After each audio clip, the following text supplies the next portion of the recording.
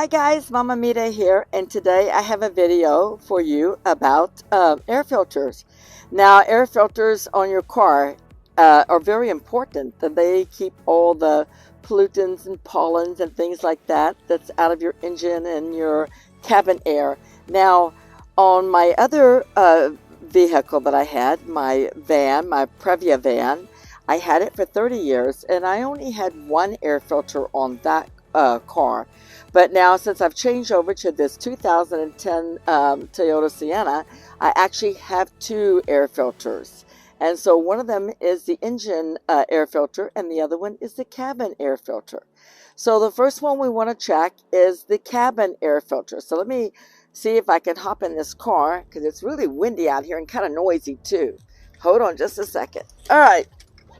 So now we're inside the car. Anyway, so on the cabin air, you've got a cabin air on this car that is up underneath the glove compartment. So let me see if I can switch this camera around. Hold on.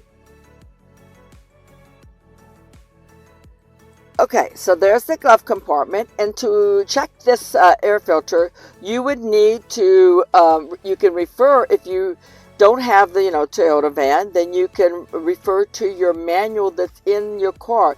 I like to put my manual up in the top part of, I have two compartments. I like to put mine up in the top part so I can refer to it. A manual is very important. Now, my 2012 Prius does not have a manual, so I have to keep going back to the internet if I want to check anything. But this car, luckily, I have a very nice manual, and it's just really nice. It's nice to drive this car. I feel like I'm in a really fancy thing. Like, I mean, it's got so many things that there's no way I can keep up with it. I'd have to have a manual in this car. Anyway, so you would open up the glove compartment. Okay, let me see if we can get this camera situated here. So you would open up the glove compartment, and on the side over here, what I do is to open this up the easiest way is I put pressure by pushing this away, and that will cause it to go down. So let me remove this glove compartment door. Hold on. Okay, so I pushed inward, like push in like that on both sides, okay, and that will make it come down. Then once you lift it out, there is a little gadget over here, and that kind of holds it in place too. So you don't want to lose that, because that is an important feature, okay? And then I put my glove compartment door up there like that. Now, you see how that is down there? Another thing I want to point out to you, I'm only putting this little portable, like, ice chest down here for right now, just to show you how to do this. But normally I do not block this because of the heater. You don't want to block your heater in the car. Anyway, so can you see that right there? Let's position that camera just a second. All right, this here is your cabin air filter, and you just want to reach there and pull that straight out. That's all you do, just pull it straight out. Now, let's check this filter out, and let's see what we think of this filter. Now, you see all that? That looks pretty nasty. That's got a lot of, looks like seeds and leaves, and wow, look at that. There's almost a leaf there.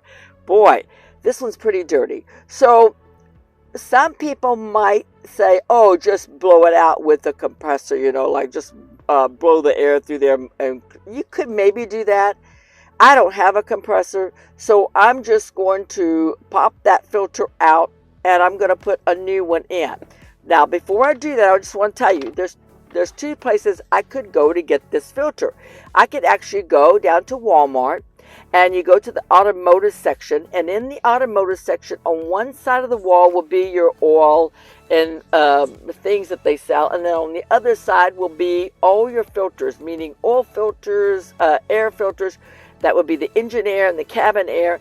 And then you're going to have this little thing that's smaller than this filter. It's probably going to be about maybe half of the size of this filter.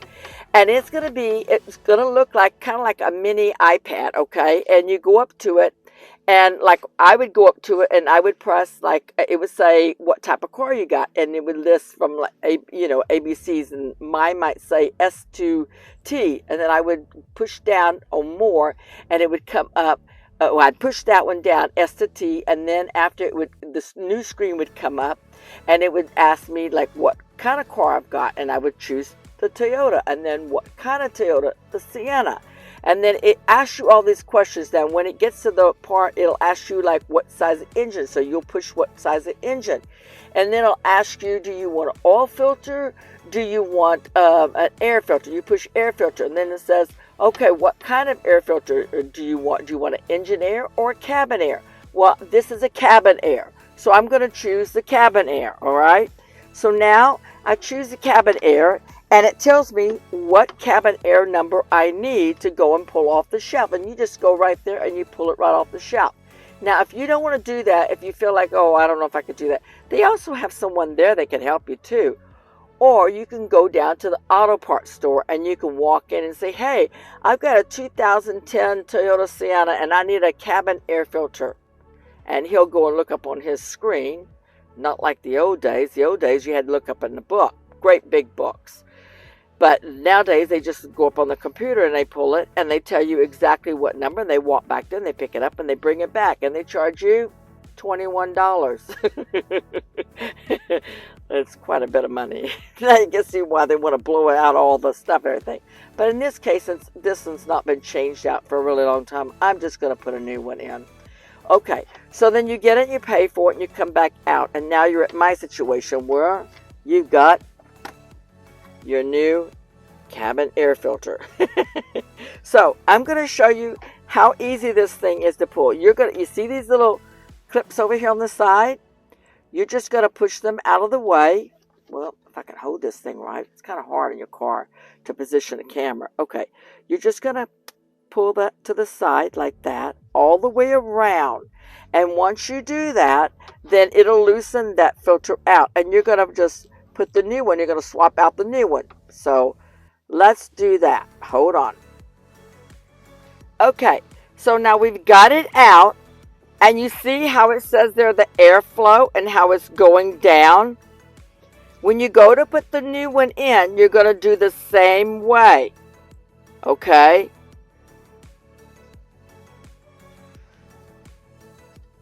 Okay.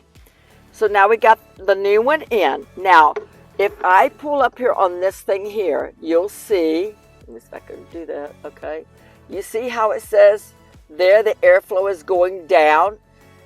That is exactly how the old one came out. It's very, very easy to put it. Now the next thing you want to do is you just want to slide it right back in. And then you put your door back on. Super easy. And you've changed it now. And you're done with it. So now you might want to have a little book inside your glove compartment. Or you could write in the manual, on the back part, of when you changed it. But remember, try to change it once a year or every 20,000 miles. Now if you live on a dusty road, like I live on a dusty road, and there's like a lot of semis that go by, it's everything is covered in dust, I probably would need to change it more often. And if you was going through like when we had years ago, of course you're not going to be going through something like that, but years ago when we had Mount St. Helens that blew, when Mount St. Helens blew, we had a lot of ash. So you could drive down the road and you could see the ash on the side of the road that had fell from the volcano blowing up. So, something like that, you would really want to change your filters, like if you had a lot of dust, if you was going down the road, it was really dusty road, like in these southern towns and stuff, going off roads, going and you're car camping in the BLM areas and stuff. You really want to be like, checking the air filter then more often than once a year. I mean, like, it just, it's better for the car. Anyway, and that's how you change your cabin air filter. So if you liked my video today, please give me a thumbs up, and we will see you next time. Thank you now.